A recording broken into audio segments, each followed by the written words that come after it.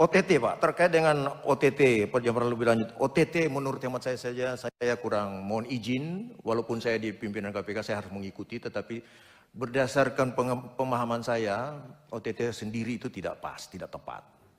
Karena OTT terdiri dari operasi tangkap tangan. Operasi itu menurut Kamus Bahasa Indonesia dicontohkan adalah seorang dokter yang akan melakukan operasi. Tentunya semua sudah siap, semuanya sudah diperencanakan. Sementara pengertian tertangkap tangan menurut KUHP adalah suatu peristiwa yang terjadi yang seketika itu juga pelakunya ditangkap. Dan pelakunya langsung menjadi tersangka. Terus kalau seketika pelaku itu melakukan perbuatan dan ditangkap, tentunya tidak ada perencanaan. Nah kalau ada satu perencanaan, operasi itu satu terencana, satu dikatakan suatu peristiwa yang terjadi seketika itu ditangkap, ini suatu tumpang tindih, itu suatu tidak tepat. Ya menurut hemat saya OTT itu pun tidak tepat. Dan saya sudah sampaikan pada teman-teman, saya pribadi, tapi karena lebih mayoritas mengatakan itu menjadi tradisi, ya apakah ini tradisi bisa diterapkan, ya saya juga nggak bisa juga saya menantang. Tetapi seandainya saya bisa jadi, mohon izin, jadi ketua, saya akan tutup close. Karena itu tidak sesuai dengan pengertian yang dimaksud dalam KUHP. Assalamualaikum warahmatullahi wabarakatuh. Sahabat BN, ada hal mengejutkan dari Komisi 3 DPR RI. Seorang peserta seleksi Capim calon pimpinan KPK Yohanes Tanak menyatakan bahwa jika dia nanti menjadi ketua KPK, dia akan stop, close, atau akan menghapus OTT di KPK. Dia beralasan OTT itu tidak sesuai dengan KUHP. Dan pernyataan yang disampaikan Yohanes Tanak ini mendapat tepuk tangan riuh dari anggota Komisi 3 DPR RI. Padahal sahabat BN, kita tahu ciri khas atau keistimewaan dari KPK ini di dalam pemberantasan korupsi selama ini, menurut kita masyarakat awam, OTT ini. OTT ini kelihatannya sangat menakutkan bagi koruptor-koruptor yang melakukan korupsi. Dan tentu harus kita ingat kembali bahwa berdirinya KPK ini dulunya karena dinilai penegak hukum lainnya tidak mampu melakukan pemberantasan korupsi secara maksimal sesuai dengan keinginan rakyat. Karena tugas dari penegak hukum lainnya bukan khusus hanya pemberantasan korupsi, tetapi punya tugas-tugas lain. Sebutlah kejaksaan. Kejaksaan tugasnya bukan hanya pemberantasan korupsi saja.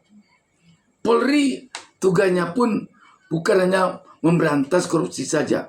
Makanya berdirilah satu institusi penegak hukum yang khusus dia punya tupoksi memberantas korupsi. Itu saja tugasnya satu. Dan ketika KPK berdiri di saat ada OTT, itulah tampaknya yang menjadi hantu paling ditakuti oleh para koruptor. Kenapa itu hantu paling ditakuti? Dia tiba-tiba menangkap, tidak perlu dipanggil dulu, tidak perlu diperiksa dulu, tetapi tiba-tiba dia grebek, langsung ditangkap.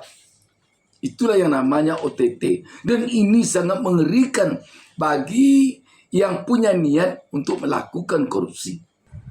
Dan OTT ini tentu bukan tiba-tiba pula dari KPK. Sebelum OTT dilakukan, tentu telah melalui pengintaian dan telah melalui kerja-kerja intelijen yang matang.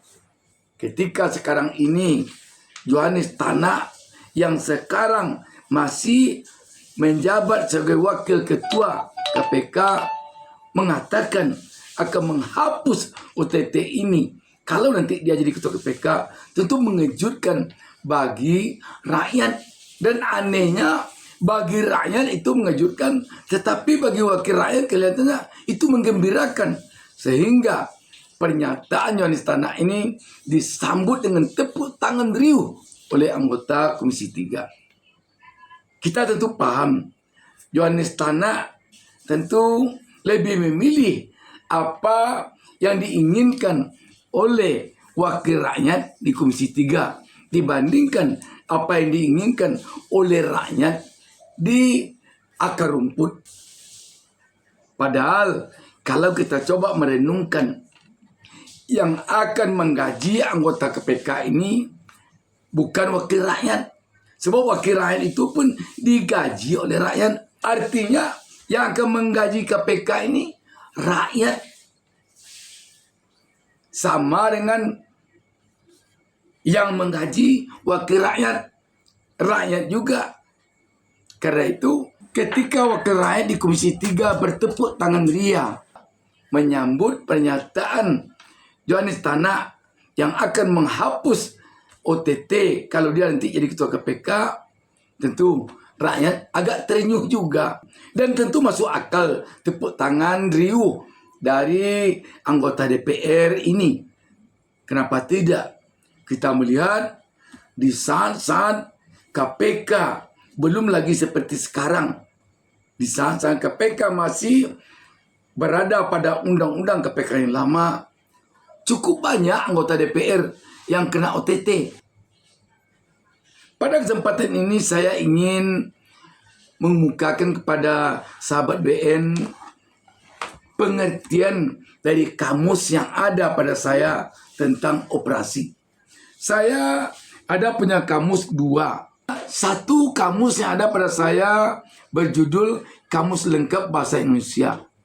Kamus ini ditulis oleh Indrawan WS, penerbitnya Lintas Media Jombang. Dalam kamus ini dikatakannya pengertian dari operasi, yakni pengerahan pasukan, perbendahan. Jadi di sini dia mengatakan bahwa pengertian operasi itu bukan yang dicontohkan kepada dokter tadi, tapi di sini pengerahan pasukan.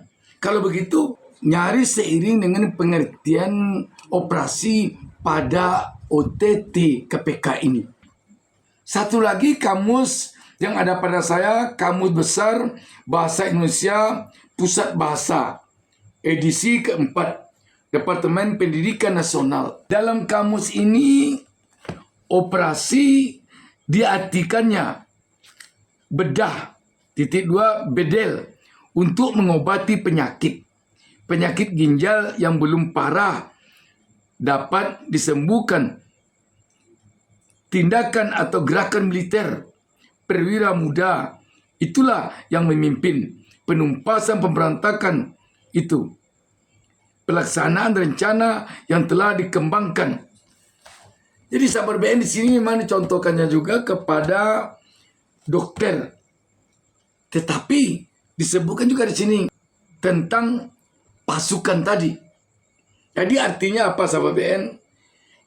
Operasi ini pengertiannya sebenarnya memang bisa dikatakan sama dengan mengobati penyakit. Sebab korupsi ini sama dengan penyakit yang perlu diobati. Karena penyakit korupsi ini di Indonesia ini sudah sangat kronis, mungkin sudah stadium 4, maka memerlukan banyak operasi pengobatannya. Kalau pengertian di KUHP, tentu Pak Yohanes Tanak yang lebih memahami dibandingkan kita.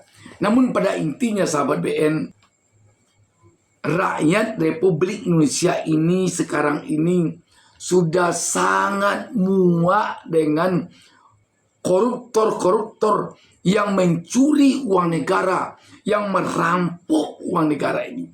Uang negara ini adalah uang rakyat. Jadi rakyat sudah sangat muak dengan perangai, tingkah laku, perilaku para koruptor yang melakukan perampokan, pencurian terhadap uang mereka, yakni uang rakyat.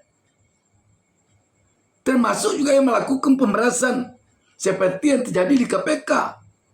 Ketua KPK menjadi tersangka pemeras koruptor. Harusnya KPK yang akan memberantas korupsi, yang akan, ternyata ketua KPK sendiri yang melakukan pemerasan terhadap koruptor.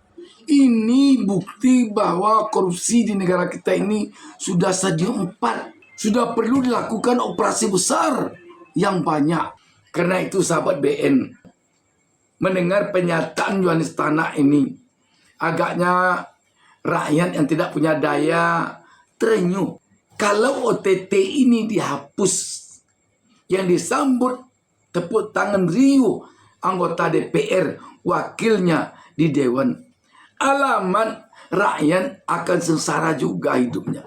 Alamat rakyat akan miskin juga hidupnya. Kenapa? Sebab kalau OTT sudah dihapus dan KPK lebih banyak hanya kepada pencegahan atau lebih banyak hanya kepada pemungutan uang dari korupsi untuk dikumpulkan ke kas negara. Kalau itu nanti tentu kasus-kasus korupsi yang besar-besar sudah bisa dibayar. Ganti saja uangnya. Berbeda sahabat BN. Penggantian korupsi dengan uang berbeda dengan penggantian korupsi dengan badan. Dengan tubuh sendiri yang menggantinya. Sebab orang ketika dia tersangkut korupsi, apapun akan dijualnya, apapun akan digadaikannya, asalkan dia bebas dari hukuman. Jadi kalau sudah dapat nanti kasus korupsi dibayar saja.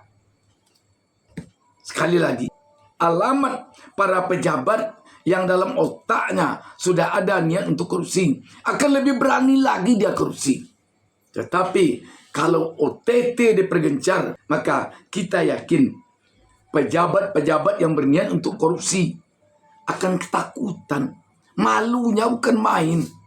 7 turunan malunya kalau tertangkap OTT. Jadi kalau ada yang mengatakan OTT KPK ini tidak ada efek jerahnya terhadap koruptor, kurang tepat agaknya. Kita yakin itu kurang tepat. Ada efek jerahnya. Pasti ada. Sahabat BN melihat riuhnya tepuk tangan anggota DPR RI dari Komisi 3 ini, kita yakin Yohanes Tanak ini akan lolos seleksi capim KPK. Namun kita berharap kalau Pak Yohanes Tanak nanti ketua KPK, mudah-mudahan anggota komisioner KPK yang lainnya tetap mempertahankan adanya OTT KPK ini.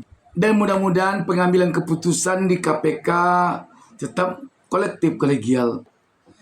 Kalau akan sama saja KPK dengan penegak hukum lain seperti Kejaksaan dan Polri, lebih baik KPK ditiadakan saja. Cukuplah Kejaksaan dan Polri saja sebagai penegak hukum yang melakukan pemberantasan terhadap korupsi. Dan uang untuk membiayai KPK itu dapat agaknya diberikan kepada rakyat yang sengsara hidupnya, yang miskin hidupnya, karena uang mereka ludes dikorup oleh para pencuri uang negara. Demikian sahabat BN. Wassalamualaikum warahmatullahi wabarakatuh.